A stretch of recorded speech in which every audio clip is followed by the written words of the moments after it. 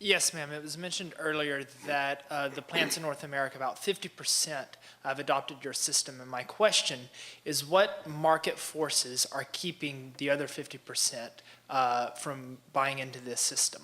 Wait a minute, which other 50% of what now? I'm having trouble hearing. Of the, I believe it was the processing It's plants? talking about the center track restrainers. Well, first of all, the center track restrainer is too big for small plants. Small processing plants, if they don't do 100 an hour, over 100 an hour, there'd be no point in using it. You know, and it's about around 90 an hour that a box really starts to fall apart, and a single box isn't going to work anymore. So you got a lot of little plants. The piece of equipment is simply too big for the little plants. But it's probably handling about half the cattle right now are going through the center track restrainer, and there's only a few big plants that no longer have them. Thank you. And I asked you yesterday that I've been in plants and they call that stairway to heaven. Well, yeah, the first job I ever did, we call it the Stairway to Heaven. That was Swift-Tollison plant in 1974. And the plant in the movie that's called Abbott actually was the Swift-Tollison plant. They also took some of my vocalization research I'd done later and pushed it back into the 70s. Because there's a professor that's still alive that we didn't want to depict in an unflattering manner. So when they were doing the script, we had to go through a whole live and dead thing. In Scottsdale Feed Yard, we could use the real name because it was bulldozed 25 years ago. And they got upgraded to Scottsdale Land and Cattle Company. Yes?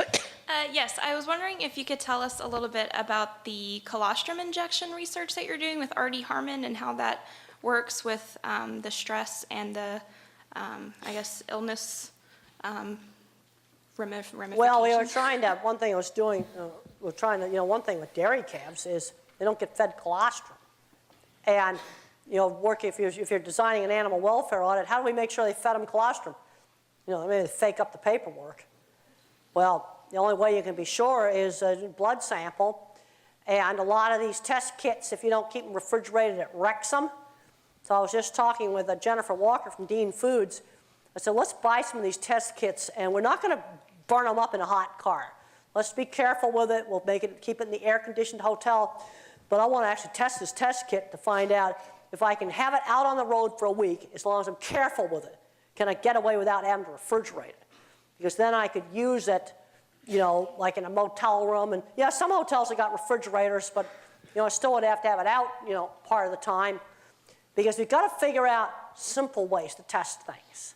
It's something on working on our animal welfare workshops that, that we're doing right now for the meatpacking plants. It's a day-and-a-half workshop. They visit 2 plants, and then they got to go to 3 more with an experienced auditor. See, measurements that you use for a welfare audit, or even for a food safety audit in a plant, have to be simpler than things you use for research. Because the reality is I got to train them in a day-and-a-half workshop. So what we're trying to do is, I hope this little test kit, we're going to calibrate it against refrigerated ones, and can it tolerate being out for a week? If you're careful, you can't leave it in a hot car. But you know, you put it in your purse. It's small. It'll fit in a purse. You know, so that when you go to eat, you're going to have to bring it in, because you can't let it cook. Yes. I'd love to find a way to measure whether or not a calf's had colostrum without drawing blood. A cheap way to, I would just love that. Okay.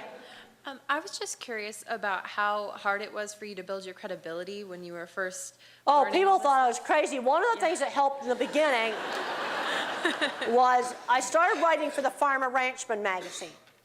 And I very clearly got a reputation for accurate reporting. When I covered the Arizona cattle feeders meeting, I didn't misquote anybody. So right away I started getting respect for the things I wrote in the Farmer Ranchman. And the other thing is, I had beautiful drawings. I'd whip out my drawings. I remember going to a cattle ag engineering meeting in 1975, and nobody wanted to talk to me until I whipped out the drawing. And they go, ooh, you did that? Then I started to get some respect. I sold my work rather than myself. So one of the things I really emphasized is building portfolios. You know, okay, you want to, you know, go work for a computer company or Texas Instruments or whatever. Well, then go and show off some of your programming code. But the thing I learned about a portfolio is you can't put too much junk in it. You want stuff so that when they open it up, they go, wow. Like in the late 80s, I sold Cargill on doing the front ends of all their plants. I sent a really nice portfolio, and this was pre-internet. So they had a Cargill, Bill Fielding. And I had a really very nice professionally made brochure. I had a fold-out drawing.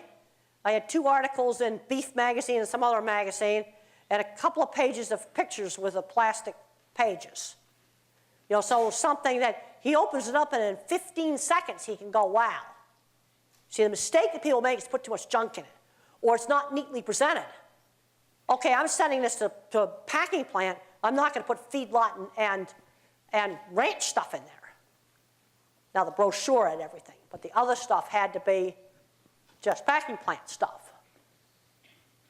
So that's how I got credibility, because it was weird when they met me, but my writing wasn't weird.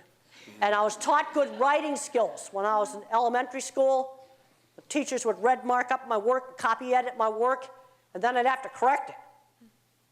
And I was a horrible student in high school.